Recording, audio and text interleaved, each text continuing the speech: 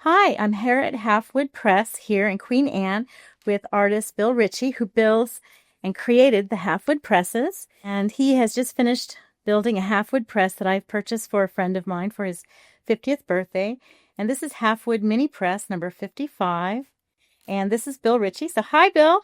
Hi, welcome to Halfwood Press Workshop. Thank you. This is really cool. I just have to show you all how beautiful this little Halfwood Mini Press is. It's just gorgeous. This is all hand built and with brass and black walnut, I believe. That's right. And this one has a special touch that Bill put in for me. It has a little clock, which I just think is really wonderful. So anyway, this is Halfwood Press Mini at Bill Ritchie's studio in Queen Anne. Okay, we're going to test Mini Halfwood Press number 55, and I make a test plate for each press that I make, and there's a little 55 there in the middle. It's my design, and when we're all done, this test plate and the print that we make will go with the press. First, to get started, I have to mix up the ink. Today I'm using Daniel Smith Vine Black etching from my ink, and I'm going to add a little bit of the Daniel Smith Miracle Gel Reducer.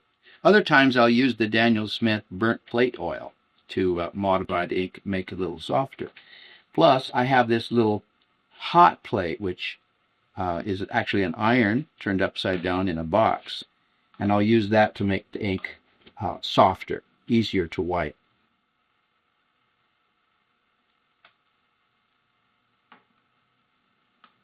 Also, before I started today, I prepared a little bit of paper. It's a Fabriano paper, an Italian paper, a general purpose watercolor printmaking, and I ran the paper under tap water for just a moment and put it in a sandwich bag so it's ready for me to print. The paper has to be soft. It doesn't take very much ink. Now I put the plate on the hot plate, so the plate is getting hot, but you don't want to overheat the plate. This is a softer rubber squeegee, which is safer. This will push the ink down into the intaglio, the etched lines, and then you start the wiping process. That's done with the tarlatan. Tarlatan is like starched cheesecloth. The tarlatan just wipes off the surfaces, the high, smooth parts of the plate, and leaves the ink in the etched lines and textures. After I've wiped it a while with the tarlatan, then I go to the paper wipe. The paper wipe takes off a little more ink, but it leaves a light tone on the plate. That's called plate tone, because this is an oil-based ink. Okay, I'm ready to do the hand wipe now, which is the final stages. Now my hands are probably kind of sweaty from those rubber gloves, so I need to put out a little bit of talcum powder.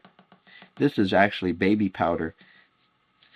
Now with your hand is perfectly dry, you then do this real light wiping process. There's still a very light tone of ink on the plate, as you'll see in the finished proof. Now we're ready to print.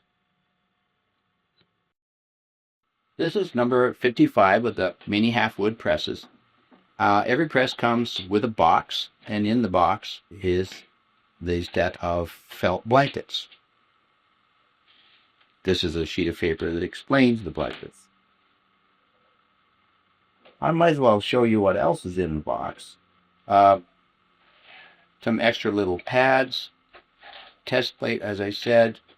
There's a little book that is called the Pressmaker's Notes, which describes what's unique about this particular press. And this press has a clock in it, as a matter of fact, and so here are instructions for the clock. And a user's manual, and a postcard, an Allen wrench, another postcard, and my business card. That's what's in the box. And also the certificate of authenticity. So I need to load the press with the felt blankets. First thing I do is I roll the pressure screws all the way down to the bed so that I can start gauging the pressure. And then I count back. Now there are two ways. One is simple, two ways to tell how much pressure there is. One is by half turns, like 1, 2, 3, 4, 5, 6 half turns. The other way is by looking at this little gauge that's on the side. I call that the roller ruler. Now when the roller is slightly up, I can try to see if I can get the blankets to go under, and I can. And then I tighten it back down for the pressure I need to print. That will probably do. Fold the blankets back and get my paper. The paper's been soaking for a couple of hours now inside this sandwich bag. This is a very small plate. This is the 2.5 by 3.5 inch regulation artist trading card size, I call it. But the press will print up to 5 by 7 inches without a problem. The paper seems fine. It's not glistening wet. It's just nice and soft. Before I print plates, I often warm them just a little bit. Again, the reasoning is that since it's an oil-based ink, the ink will be a little softer for printing. But you don't want to warm it too much. If you warmed it too much, not only would it be hard to handle, you might also bake the ink into the plate. Plate goes on the bed.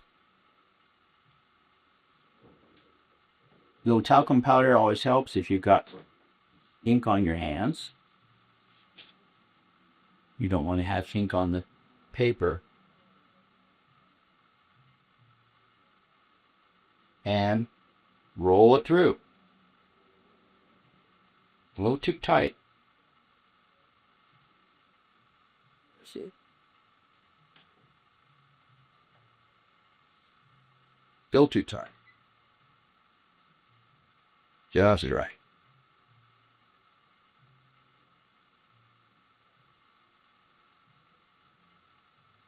Now I'm going to turn the press around for the benefit of the video.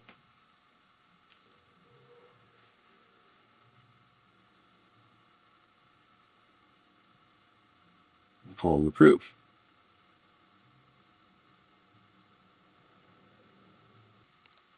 So actually that completes the test of number 55.